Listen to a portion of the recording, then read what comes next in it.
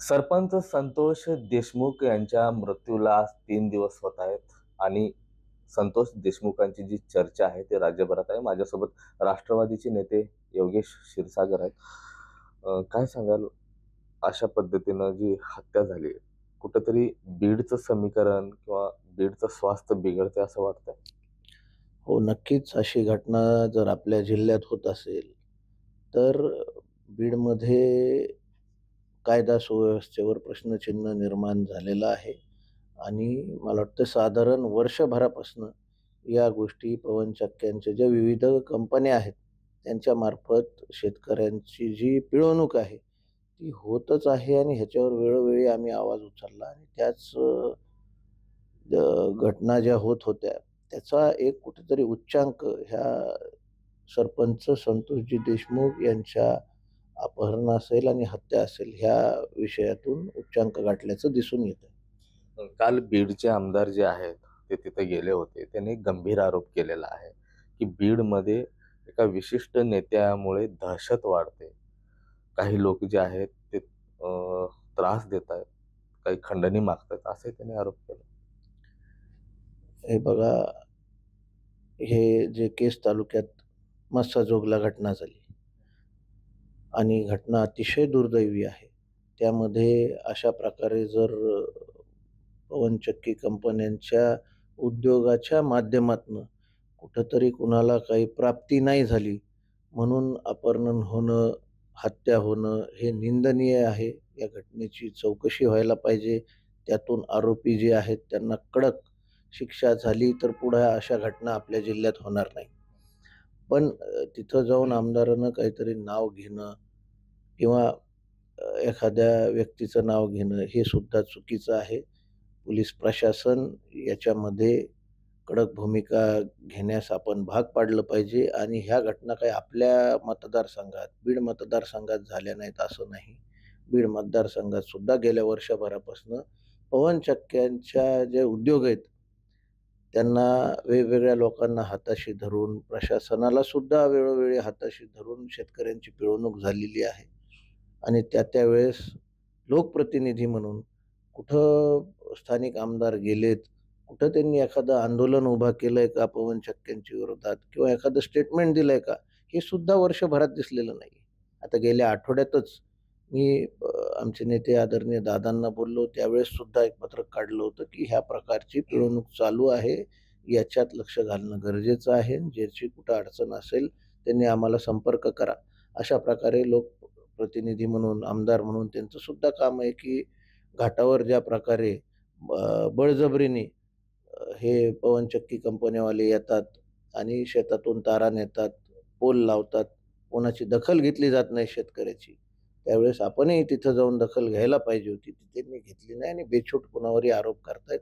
खरं तर अशा घटनेमध्ये राजकारण आणता कामा नये.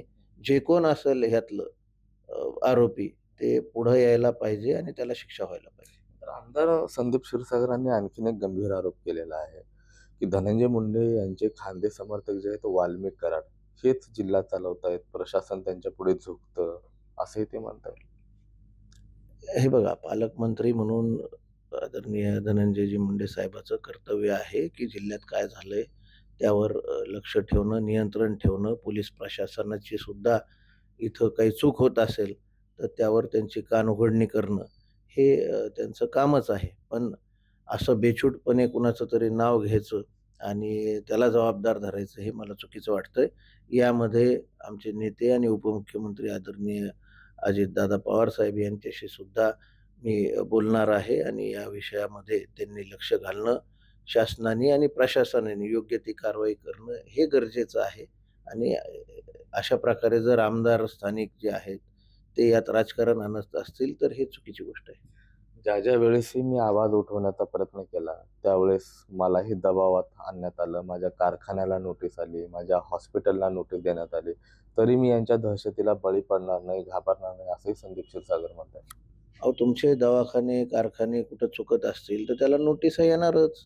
पण शेतकऱ्यांना जर त्रास होतोय या पवनचक्क्यांमुळं, तर तुमच्यावर काही नोटीस आली म्हणून तुम्ही शेतकऱ्यांना वाऱ्यावर सोडून देणं, हे कितपत योग्य आहे? हा माझा सवाल त्यांना आहे, की तुम्हाला एखादी नोटीस आली, म्हणून तुम्ही सगळं सोडून द्यायचं आणि मग अशी काही घटना झाली दुर्दैवी, तर तिथं जाऊन राजकारण आणायचं हे बरोबर नाही. ह्या 1 वर्षापासून जेव्हा घटना होत आहेत, या आपल्या तालुक्यात सुद्धा अशा प्रकारची घटना झाली असती. तुम्ही आत्तापर्यंत वर्षभरात का त्याची दखल घेतली नाही?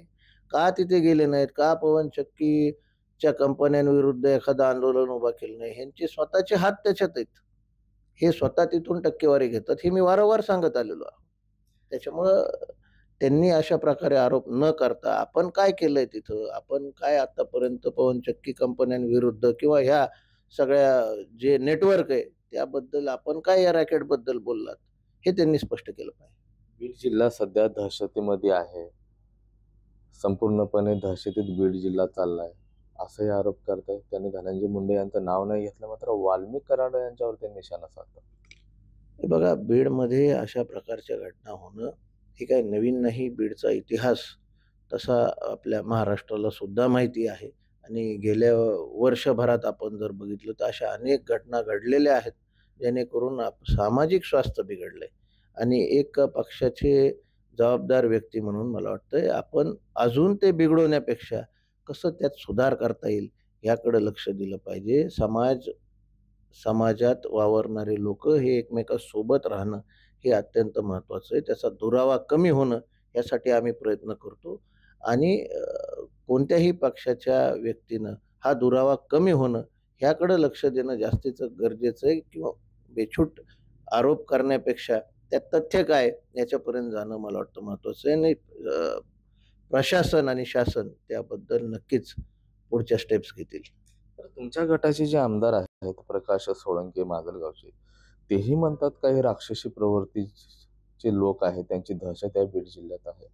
हो, नक्कीच. अशा प्रवृत्तीचे लोकं असतातच आणि त्यांच्यावर नियंत्रण ठेवणं हे गरजेचंच आहे. अशा प्रकारच्या घटना होऊ नयेत आपल्याकडं. याबद्दल तुम्ही जसं नाव घेतलं, आमचे नेते आदरणीय प्रकाशदादा जे आमदार आहेत त्या मतदारसंघाचे, त्यांनी त्या ठिकाणी जाऊन त्यांनी सुद्धा सगळ्या गोष्टीची चौकशी व्हावी अशाच प्रकारे सांगितलंय. पण आपल्याला काही माहीत नसताना अशा प्रकारच्या गंभीर घटनेमध्ये एखाद्याचं नाव घेणं हे सुद्धा चुकीचं आहे. त्यात योग्य ती कारवाई प्रशासनाने केली पाहिजे. मग आमदार संदीप क्षीरसागर हे असत्य बोलतायत असं म्हणताय तुम्ही? अहो, नक्कीच त्यांचेच लागेबांधे या कंपन्यांच्या या लोकांसोबत आहे आणि म्हणून तर आपल्या मतदारसंघात अशा गोष्टी जेव्हा झाल्यात, घडतायत सध्यासुद्धा, तोपर्यंत त्यांनी कुठंच काही बोलले नाहीत या पवनचक्की कंपन्यांबद्दल.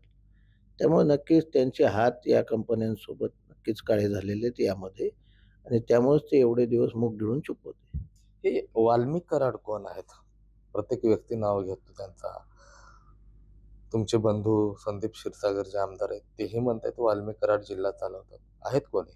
हा एक माजी पदाधिकारी परळीचे आहेत आणि तिथे जे पालकमंत्री धनंजयजी मुंडे यांचं काम त्या मतदारसंघात कार्यकर्त्यांचं काम ते पाहतात. पण अशा प्रकारे इतर तालुक्यात कुठं त्यांचे संबंध आहेत किंवा नाही यावर मी काही भाष्य करू शकत नाही. ते प्रशासनाचं काम आहे आणि त्या ठिकाणी जे कोण लोकं असतील, ज्यांच्या माध्यमातून हे कृत्य झालं असेल, ते पुढे यायला पाहिजे आणि अशा ज्या घटना आहेत, ह्या इथून पुढे होऊ नयेत. या घटनेचं जे अपहरण आणि हत्याची बाब समोर येते, यामध्ये जे कोण असेल त्यावर कडक कारवाई व्हावी, ही शासनाकडे आम्ही मागणी करणार आहोत. सत्ता तुमची आहे. आरोप होतोय. पोलिसांची भूमिका जी आहे ती संशयास्पद आहे. अजित पवार उपमुख्यमंत्री आहेत. काही संवाद साधून त्यांना काही सांगणार आहेत तुम्ही? हो, नक्कीच मी आदरणीय दादांना बोलणार आहे. आपल्या जिल्ह्यामध्ये जी सामाजिक परिस्थिती आहे, ही गेल्या वर्ष, दीड वर्षापासनं ही खराबच आहे आणि ती चांगली होण्यासाठी एक चांगल्या प्रकारचे अधिकारी जर इथं असले, कडक अधिकारी असले, निष्पक्ष असले, तरच ही परिस्थिती सुधरू शकेल आणि त्यामुळं अशा प्रकारचे अधिकारी इथं देण्याची गरज आहे. वेगवेगळ्या डिपार्टमेंटमध्ये, फक्त पोलीस प्रशासनच नाही, तरच अशा प्रकारचे भ्रष्टाचारावर अंकुश या ठिकाणी राहील आणि अशा प्रकारच्या घटना इथून पुढे होणार नाहीत. शेवटचा प्रश्न. संदीप क्षीरसागर असं म्हणाले, की "मी दहशतीमध्ये राहणार नाही, मी बळी पडणार नाही, मी सर्वसामान्यांसाठी रस्त्यावर उतरायला तयार आहे दहशतीमुळे." मी आत्ताच सांगितलं, की कुणाचीही दहशत इथं होता कामा नये. ना त्यांची स्वतःची, ना इतर कोणत्या पक्षाची. बीड हा शांततेत राहण्यासाठी जिल्हा आपण सगळ्यांनीच प्रयत्न केले पाहिजेत. आणि ते जे म्हणतायत मी रस्त्यावर उतरेल, मी माझा पुन्हा एकदा त्यांना तोच सवाल आहे, की एवढ्या वर्ष, दीड वर्षापासून हे लूट जी पवन चक्की कंपन्यांमार्फत चालू होती, त्यावेळेस तुम्ही का नाही रस्त्यावर उतरले? तुम्ही त्यांच्याकडनं टक्केवारी घेत होतात, म्हणूनच तुम्ही गप्प होतात. नक्कीच हे होते डॉक्टर योगेश क्षीरसागर, जे आमदार संदीप क्षीरसागर यांचे चुलत भाऊ आहेत. आमदार संदीप क्षीरसागर हे टक्केवारी घेतात. पवनचक्कीच्या कंपन्यांसोबत त्यांचे लागेबांधे आहेत. म्हणूनच ते अशा पद्धतीने आरोप करतायत. खरं तर त्यांनी रस्त्यावर यादीत उतरायला हवं होतं. कुठं तर त्यांचे लागेबांधे आहेत, त्यामुळे ते रस्त्यावर उतरत नाहीत. फक्त ते अशा पद्धतीचं वक्तव्य करतात. कोणाच्याही नाव घेऊन ते आरोप करतायत. असाही आता प्रति आरोप जे आहे डॉक्टर योगेश क्षीरसागर करताना पाहायला मिळतात. कॅमेरा पर्सन अमित काळेसह मी महेंद्र कुमार मुधोळकर, TV9 मराठी, बीड.